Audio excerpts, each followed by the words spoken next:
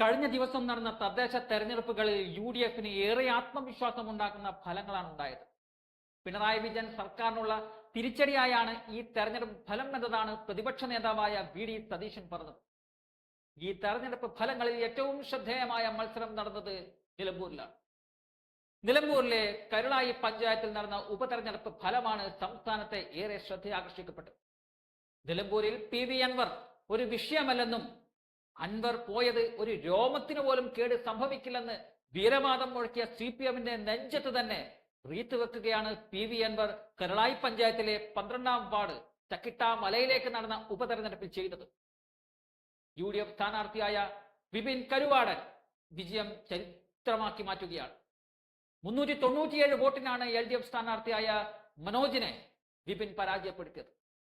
ആകെ പോൾ ചെയ്ത 1005 വോട്ടിൽ 701 വോട്ടുകൾ വിപിന് ലഭിച്ചപ്പോൾ മനോജിന് ലഭിച്ചത് 304 വോട്ടുകൾ മാത്രമാണ്.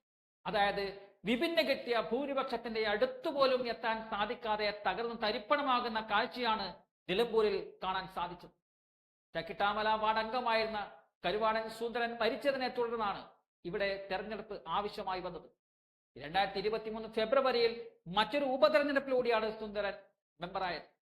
നിർണായകമായ ആ തെരഞ്ഞെടുപ്പിൽ 68 വോട്ടിനാണ് അന്ന് സുന്ദരൻ വിജയിച്ചത്. ആ തെരഞ്ഞെടുപ്പിൽ LDF സ്ഥാനാർത്ഥിക്ക് 507 വോട്ട് ലഭിച്ചിരുന്നു. അത് ഈക്കുറി 304 കുറയുകയാണ്.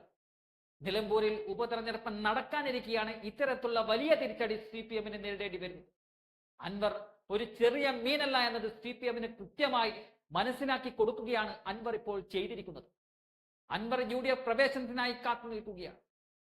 ഔദ്യോഗികമായി അദ്ദേഹം UDFന്റെ ഭാഗമല്ലെങ്കിലും അദ്ദേഹത്തിന്റെ പ്രവർത്തനങ്ങൾ UDF നേതാക്കൾക്കൊപ്പമാണ്.